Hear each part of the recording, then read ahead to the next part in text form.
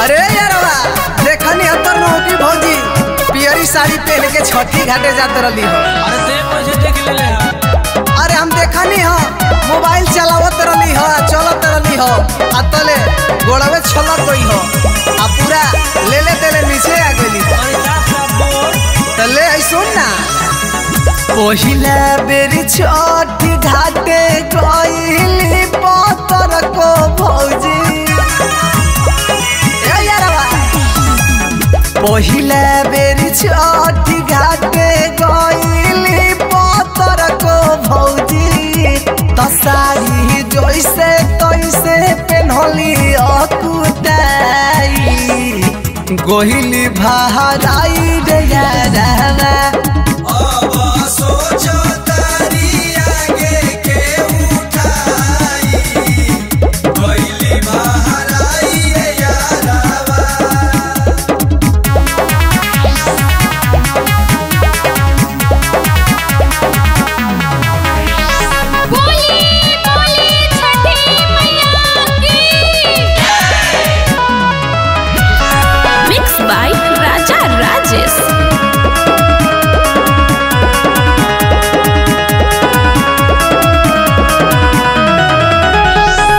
लागता कि लइका कमनो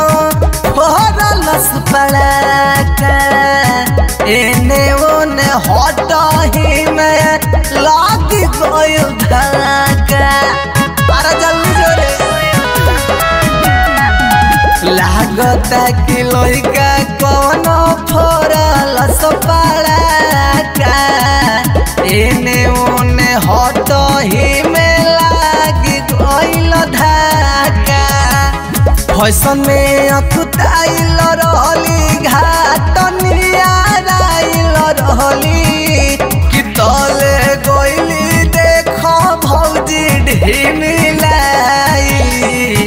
गईली भराई रे यारवा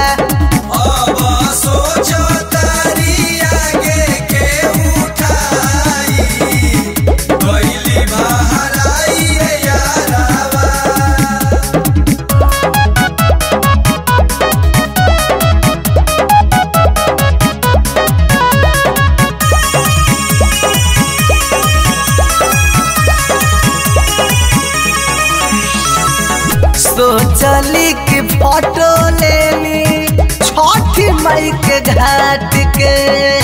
व्हाट्सएप पे भेजे खातिर राहुल सम्राट के गोबर पानी का ढाली। सोचली कि फोटो लेनी छठी मई के घाट के व्हाट्सएप पे भेजे खातिर राहुल सम्राट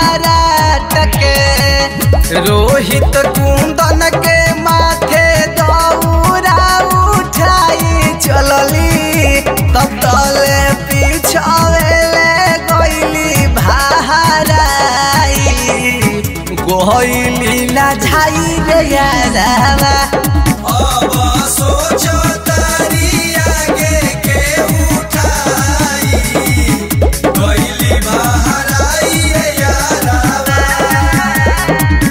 पहिला बेरी छठी घाटे गईली पतर को भौजी तसारी जैसे तैसे पेन्हली अकुटाई